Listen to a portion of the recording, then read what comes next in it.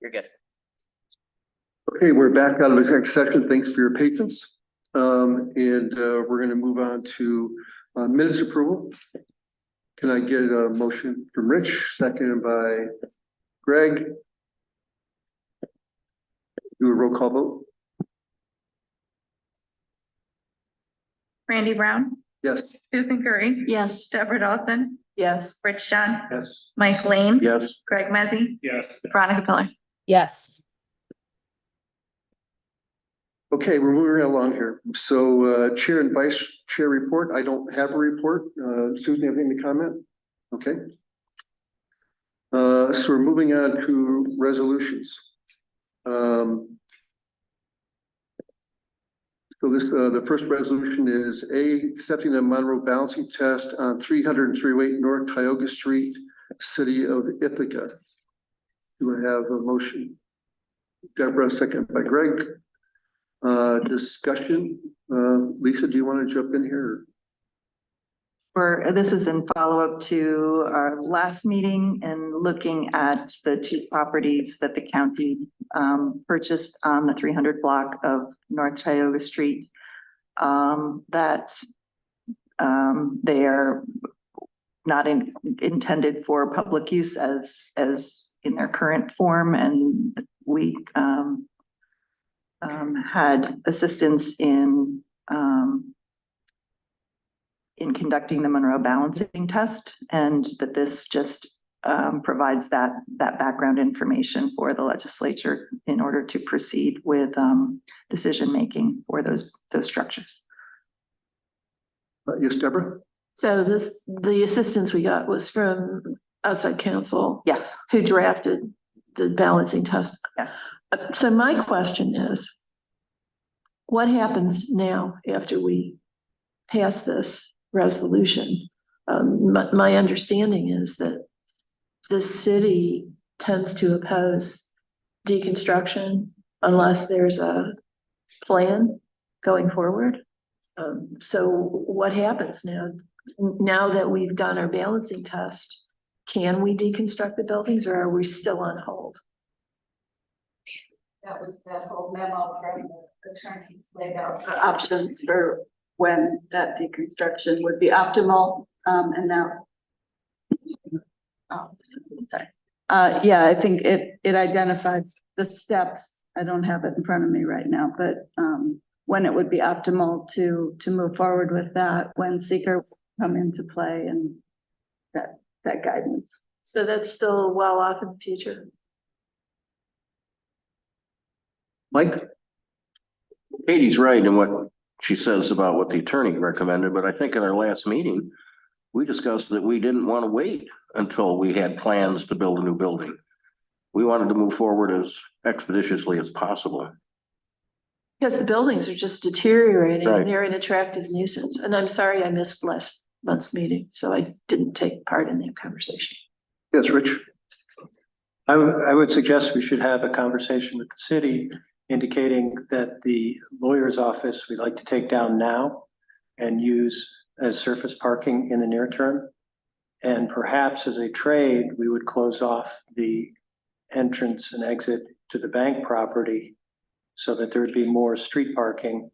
And actually that would facilitate us using the surface parking within our parking lot. This is what we walked around and looked at after our last meeting.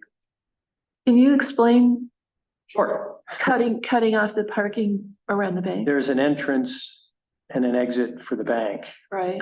Entrance off of Tioga Street and an exit onto Buffalo. And if we close those, but tore down the lawyer's office and removed the guardrail that's separating. Oh, okay, so we would just expand. We'd have one parking lot and we'd maximize our parking within that space until we were ready to build our center of government. Makes sense. And there would be additional street parking. It adds parking space for us, and as well as, I think, 4 slots in the street, maybe. Yeah. Yes, Susan? I just want to make sure I understand what we're talking about deconstructing. It's the key bank and the legal building, Well, for now, just the legal building, just the legal because I building. think we're using the key bank building for storage. Okay, so, but not the annex yet. That wouldn't be taken down until we were, okay. Thank you. Great. But just a point of clarification, I don't think that we're using the Key Bank building for storage, or if we are, it's not in any significant way that would prohibit taking that building down. And And I'm agnostic as to whether we want to take the Key Bank building down at the same time. Great. I'm all for taking the buildings down. I am cautious of creating additional parking spaces that then become a past practice. so to respond to that, when we purchased the property on the 400 block, and there was a pause in the use of that, we, if memory serves, we had an MOA with the white collar union saying that this was would not constitute a practice going forward, so we could do something similar. With that being said, I would support that idea. I just want to make sure that it's not that I don't want to provide for our employees, it's that the use of the site is not intended for that. It's intended for something else. So I just want that to be upfront and clear that it's a perk of the time, not of the ongoing nature of the operation. Yes, Mike? Happy to have any discussions with the city, but I'm opposed to us filling out an application for a building permit or any kind of a street permit or anything like that.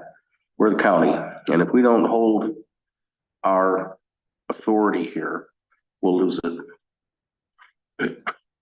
Susan? This is not related to deconstruction, but when we had a tour of the Key Bank in the basement, there was a shelf of books that looked very ancient, and I think someone should go get them and take them to the History Center. They look like old. I don't know that they're valuable, but they certainly are historic. So I hate to see them just thrown out. Thank you, Marion. I can't help it. I looked at them. I have pictures of them for a while, but I lost. Randy's looking at the steel beams in here, looking at the books inside. I love it. Everybody's got their frame of reference. You know, when we went through this process, the Monroe balancing test, which we're getting ready to vote on, I think the discussion was that if we came forward, we said, we're going to build this building. That was the first step. And now we're going through step through step through step. And so we're committed, the legislature, I think we voted to build this, didn't we? You know, so I think that's the real test. We're moving forward. And so that to me is giving us permission to knock these buildings down. So that's my thought. Yes, please. To respond to your earlier question about what are the next steps after this, too, I think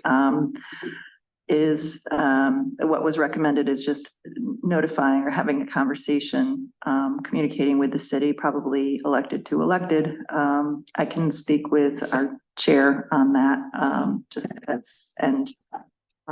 taking Mike's point that it's just a notification. It's not a request for permission. And right now, we already did a resolution to take down the old law offices. We've not done a resolution for Key Bank. Is that correct? That's correct. We prepared a resolution, but we didn't pass it. So we can go back and create a resolution for both. Yes, Katie? Well, you'd still, the attorney was recommending reaffirming seeker. So. Well, you can whip that out. Yeah, well, And this committee was talking about proceeding prior to that. okay, all right, great. Using the past seeker, because there was a seeker already, so using that seeker for the deconstruction and then potentially reaffirming seeker for construction when we have the design in place. Yes. So we have a seeker for the 300 block. I thought we only had one for the 400 block. We have a seeker for the 300 block as well. Okay. Did we do that when we purchased the building? Okay. That's great. No, I wanted to clarify that we had the seeker from the acquisition of the parcels is the past seeker that we're referring to. Okay. Susan? Yes, I had a meeting with Susan Holland from Historic Ithaca. I was just curious about Would we get, some people like the brutalist style of architecture, the key bank. And there's some elements of the legal building, that metal front, that could be, some people might see as artistic and could be repurposed. So I had a meeting to just ask her about that. She indicated that we should check with Katie because for the historic nature, that certainly that would have been taken into account by the county. But also she raised an issue that I think I really would like to report here, is that in terms of deconstructing all of those buildings, her concern was for the Boardman House and the impact of deconstructing all those buildings that it might have on that building and the historic nature, that it could have some impact on the stability of that. And that, not that it couldn't be done, but that's just something to check before we take down the buildings. The stability of that? Yeah, that when you have all the just deconstruction of the buildings close to the Boardman House, that it might have an impact on the structural integrity of the Boardman House. And yeah, Concerns with the foundation. Yeah. Of that building. so it's just something to check into. Would go to method of deconstruction. I didn't hear, Rich, what did you say? Would go to method of deconstruction. You would want to do something that had like a vibrating system. Yeah, she said, How are we Susan, gonna dig a foundation? One step at a time. You use Yeah. an excavator. yeah, I was just looking, Susan Holland thought that the two buildings themselves were non-contributing buildings to the historic district, but she said we should check, Katie. That is correct. And she said, there could be an issue with the Boardman House stability. It's recommended to assess the Boardman House for stability prior to the project. And then she also talked about the seeker.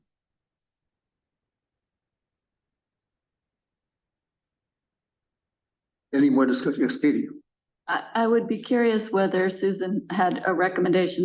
The seeker doesn't go into the level of analyzing the metal frame on, for artistic value. So it would be interesting, I think, if the legislature wants that, to reach out to Susan and see if she has some way to help us figure out if there are components that could be incorporated into the new building or, salvaged in some other way that we should be looking at. I don't know. We could put it on a bridge in Dryden. Crown Jewel. Yeah, you got it. It's one lane, so I mean, it should be sufficient with the metal that's there. We are planning to invite them to the site to a meeting in the future. So they've requested that. Any other comments on this resolution? You have a vote? Randy Brown, Yes. Susan Curry, Yes. Deborah Dawson, Yes. Rich John, Yes. Michael Lane, Yes, Greg Bezzy, Yes. Veronica Pillar. Yes. Okay, the next resolution, I ask Lisa if we could withdraw that till the next time. So we're going to meet next week and go over that. Copies. I have that set up. I can do that for this, and as long as I get direction as to which documents you want made public. We could just upload them. It was pretty simple once we got it going. I'm sure you've read all of the documents hanging up there on the Ethics Advisory Board page. Yeah. I'd like to do any other comments. So are you talking about putting this sheet? No, my up? thought was that, for example, we had a resolution to buy the properties. So my thought was to see a chronological of everything that happened, and then the resolutions that we voted for and the money that we Okay. approved, and all of those resolutions of all those things, and was my thought on that. So they're informed. And part of that too was the financial, if there is any financial benefit to us, to share that with the public, so that they would understand we're just doing the right thing here. And I think we are. But I think that's a really good idea, Randy. yeah. Right. That was so great, Katrina. That's great. Great. Do we need a motion to do that or anything? Or is that just administrative? Okay. All that information is public. We're just organizing it in one place. Good idea, thank you.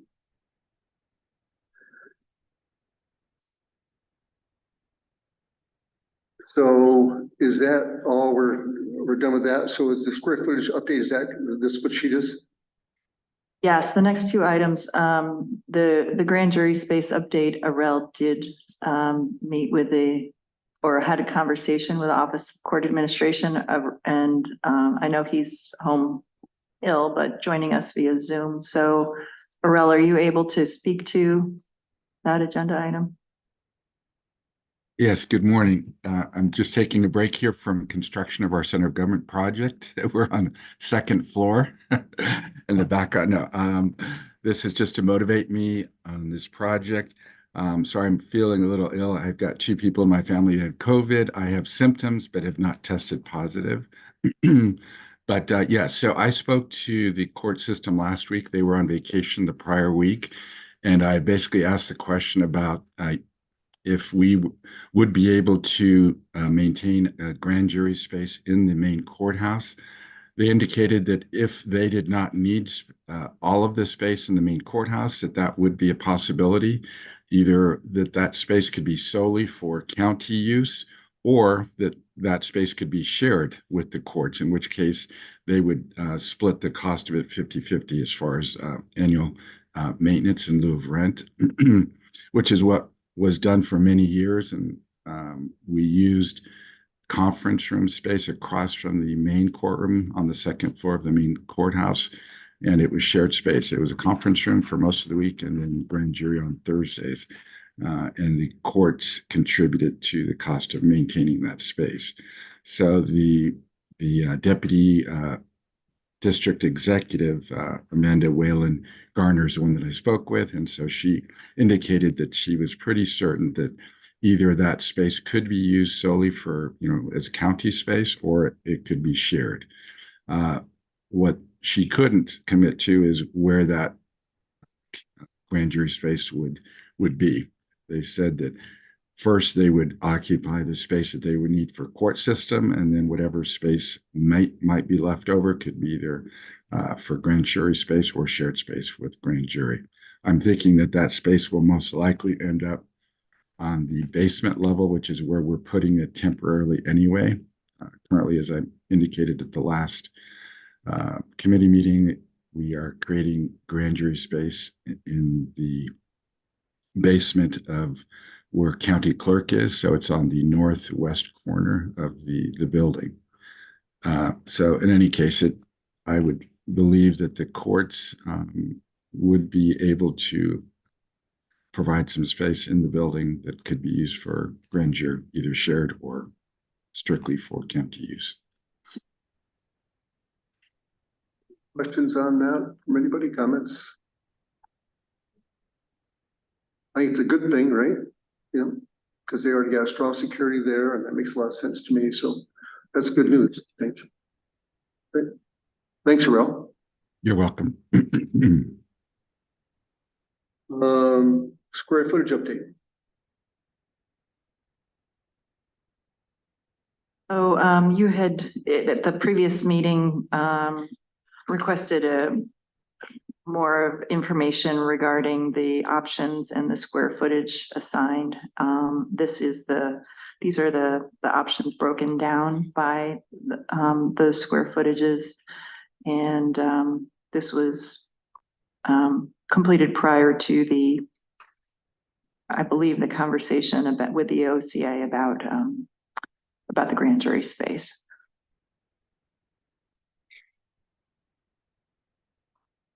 And things could change a little bit, right? Sure. Yep. Thank you for putting all this together. This will help me when we meet next week. So I thank you for that. Any questions on this at all, everybody? Seeing none. Let's talk about the deconstruction process. And the reason I brought this up is when the peak committee had somebody come in, and I forgot who it was now, did a presentation on what really deconstruction is. And it was a good, long discussion. My belief is that we need to do this right. I think we did it right when we knocked down the Baker building. We found it was more expensive and it took longer to do, so that may be an issue for us. Obviously, I think taking both buildings down at the same time, you would think would be more efficient. Economies of scale, yes. Right. But I'd like to see us document what we're doing. That's the reason I brought this up. So that when we can present this to people, we say, the glass got recycled here, the metal got recycled there, this is how much it was. For example, the terrazzo floors can be relocated. People will come and saw those up and take them away. Because it's so expensive to build that stuff. So I think easier to find, there's probably only 2 people in all New York State that do that. But is it worth it for us to do that, to save things? It's also not an issue. It's as you did with the Baker building, that could become fill if needed, obviously. So I just wanted to bring this discussion up and see if anybody had any thoughts on it. Can we hear from Terry? Yeah, so I think one thing is that this is an issue that Kat McCarthy and Recycling and Materials Management are very much looking into, and I think they've been part of the discussions. There's a group in Ithaca called CROWD. Excuse me, I can't remember exactly what the acronym stands for. Yeah, I think they were the ones that gave the peak presentation, and so they've provided some I guess, language around ordinances that municipalities can look to when they're trying to create deconstruction laws, which I'm not saying is something we should do, but I'm just saying that they're deeply invested in this, and they've done some case studies. I think they worked with the Reuse Center when the Reuse Center worked with Cornell to tear down some of those buildings and do some documentation. So we could certainly reach out to them as well as Recycling Materials Management to try and document the process and make sure that it was, you know, adhering to best practices and could serve as an example for others. So you think CROWD would actually help us with that? We can talk to them, so I can reach out to CROWD and find out what their interest would be in helping us document the process, and come back with some of that information. Different? Yeah, I know that there have been several people who've commented on that metal grill on the legal building. I think one thing that we could and should do is find someone who's willing to take that and preserve it. I mean, that's not our function, but I'm certainly willing to accommodate people's concern for that. Great. Yeah, I think when we had that peak presentation, the biggest takeaway that I had was that we're using the term deconstruction wrong. I think we're selectively demoing or demolition with the salvage component. It's a hybrid. It's a hybrid. So I'm cautious with CROWD to say deconstruction, because my understanding is that means like sawing the building up in certain ways that it can be put back together, or some facets can be used in other building applications differently than how we deconstructed the Baker building, which was more of a selective demolition. Yeah, I think you're right on that. I think they would like to see probably a more systematic approach in trying to parcel it out a little bit more to save some more of the materials. So, you know, depending on the approach that you want to take with these two buildings, I do think there's still value in documenting the salvage practice, you know, the selective salvage or the selective demolition, you know, because the current standard is to just knock down these things wholesale and put everything into a dumpster. So even, you know, these hybrid modified versions of it, I think are good to promulgate as best practices in a way. Yeah, I think we just need to be clear what our intent really is. I'm all for salvage and the repurpose.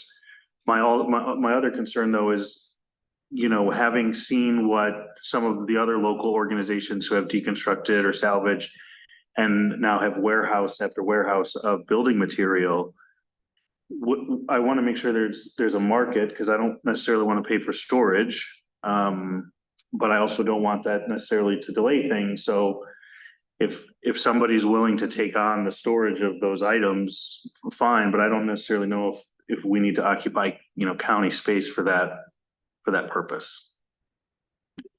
Yeah, I agree with Greg's concern. I think that if we move forward in cooperation with our, Department of Recycling and Materials Management, with Finger Lakes Reuse, perhaps with Crowd, but make it clear that it's not a good use of county money to take it apart piece by piece and put it in a warehouse, that to the extent that there are people out there who want these materials, we're happy to undertake a process that preserves those materials so that they can take them. But that's as far as we're willing to go. Is that possible? We can certainly have that conversation. I can reach out to Reuse and to Crowd and see what role they could possibly play in this. If they're willing to work with us and help us out, that's fine. But I agree with Greg. We don't want to have to rent a warehouse to store two buildings. Any other comments on that, or Rich? I agree. We don't want the perfect to be the enemy of the good. We want to do as much as we can here. At the same time, just a footnote that we could be doing well more than we are currently. So Finger Lakes Reuse did a great project up in College Town, but in taking down all the buildings and trying to salvage as much of the old wood that you can't get anymore. And it's really valuable. But the denailing and the storage, I think they've eaten up a lot of the value there because there is no efficient way to do it. One thing the county could think about is trying to facilitate a contractors exchange, that it would be an ongoing business that would do this on a regular basis and allow contractors, say if they've got a garage door, for example, you put it up for sale there, or a brick bank, if you've got leftover bricks. Otherwise, they're just going to landfills. We could be doing a much better job. Anyway, it's a corollary to our discussion, but it's something we might want to think about. Rel, do you have any thoughts on this, or? I mean, I agree with what has been said. What we did at the Baker Dental Building was really a light deconstruction selective. We did walk through, as I've indicated before, was Historic Ithaca and Finger Lakes Reuse, and they came up with a list of things that they were interested in. In the end, they probably took maybe 60 to 70% of what they initially expressed interest in. I think if what is being recommended here we can do, we would involve our consultants and work with some of these other agencies and go through and inventory all of the materials in the building and get a list of what they'd be interested in. Also in recycling of materials, if we wanted to do that, I mean, the cost of deconstruction will significantly increase because it would be very labor intensive, both on the assessment initially, but then also in the deconstruction of the building. So we were open to that. But as I said, we had brought in those two agencies before. They expressed interest initially as they walked through multiple times. And then in the end, they didn't take as much as they initially expressed interest in. And so I think that reflects some of the comments that have been said here. We don't want to store either ourselves or others stored materials that really aren't going to be used or benefiting other people. But obviously, it's something that we can do to document the process. And so I'm all in favor of that. And that's something that we can do. And it really depends on the extent and how far you want it to go in the deconstruction, because it will increase the cost. What the numbers that we've shared to date have just been for a really light deconstruction, very similar to what was done for the Baker Dental Building. I agree with everybody said. I just wanted to bring it up. So thank you. Norma, go ahead. Just wanted to make sure that I know Arel knows this, but we have to follow procurement procedures as well. So bidding. And so just to kind of pick and choose, we have to make sure that we're going through the correct procurement procedures. Just wanted to put that out there for everybody as a reminder. Does the committee feel that we'd like these buildings deconstructed this year? Is that the goal, or is that too early? That'd be awesome. Okay, so I'm just, Mike? Absolutely. Okay. Next 6 months. Wanted to make sure that we're all on the same page there on that one. So I know that adds to your comment, Norma, that speeds the process up, obviously. And so if there's any of that causing a problem, just let us know. Okay, great. I just want to make sure that as a committee, we're clear on the next steps. So is it the suggestion that maybe Terry and Kat come back at the next meeting or report out on a deconstruction or a rel, or how are we going to make a decision on how we deconstruct or how we demolish, or what's the How about the next meeting, we have Kat come and we talk about that and give you time to talk about RFPs and those kind of things too. Does that make sense? I want to be clear, I can't speak for Kat and Leo in recycling materials management, but I can certainly reach out to them and have them see this conversation, but I can at least have that conversation with them and with, we can talk with Crowd and obviously with a REL and the folks at Reuse, and we'll come back with some information. I can promise I'll come back with some information. I can't promise that Kat will come back. Mike? I'd like to have that resolution that Lisa talked about for deconstruction, hopefully at our next meeting, so that we can move it right on to the legislature. Great. For the Key Bank building. Both buildings. Oh, we already have the one resolution done. Well, I thought Lisa said she was going to make one for both. Yeah, we can do that. Okay, great. To me, it's fine to do one, but if whatever administration recommends. Any other discussion on deconstruction? All right, facilities update.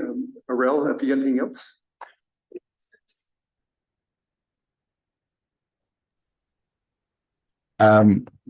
As far as the project manager, we still only have one applicant, the same that we had in December.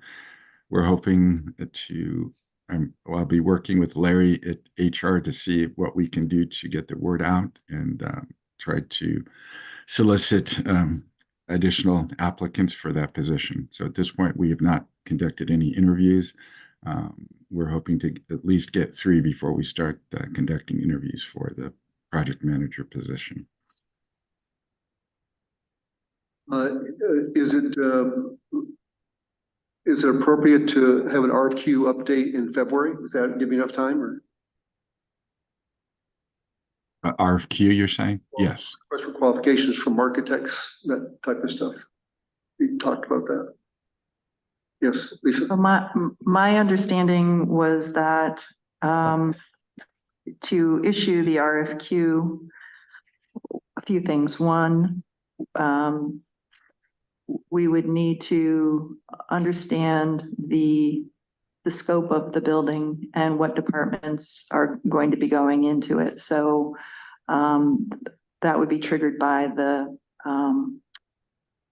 the resolution, this committee passing that resolution, and then that resolution being passed by the full legislature prior to the issuance of the RFQ.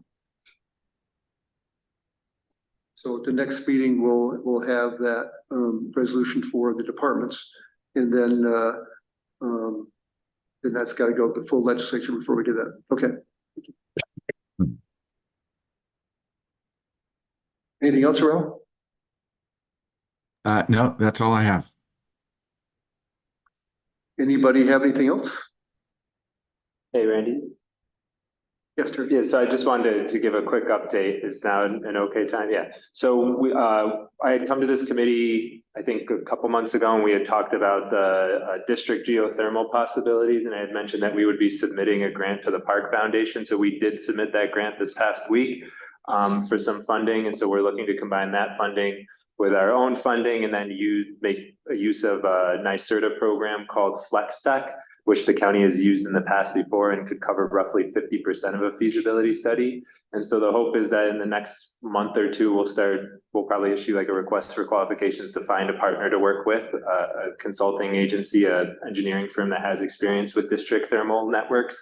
And then we'll apply together for that FlexTech funding. Hopefully we'll find out from the Park Foundation March, April-ish. And then the hope would be to engage in that feasibility studies sometime during the summer and come back to this committee with a report in the fall. on the fees, what would make sense for decarbonizing the existing buildings and also incorporating a new center of government building as well as other buildings on this block and adjacent blocks as well. So that's the plan right now. So we'll be coming back to you in the future probably to show some of this different stuff and to talk about it. But I just wanted to give an update. I know you had asked about that previously. Thank you. Mike? Terry, you mentioned that there was some discussion about possibly using some of the land in DeWitt Park. And I would just say be so careful of that.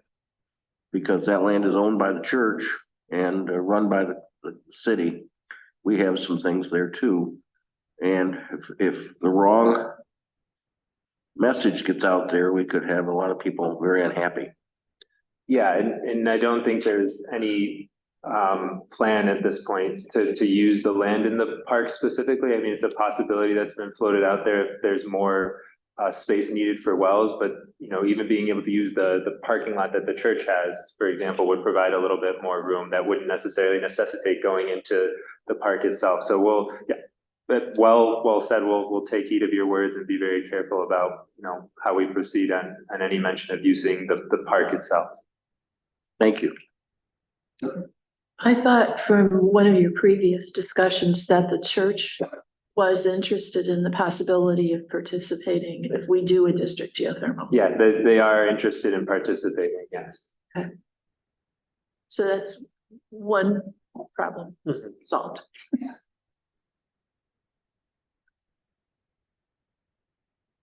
Okay, is there anybody else from anybody? I had a question. I was in a meeting the other day and I was told that you don't need to have a vote to adjourn. Is that correct? The chair could just adjourn? Okay, well then we're adjourned. Power. You're powerful, Randy, you're powerful. Mike. Walk away. Thank you, everybody.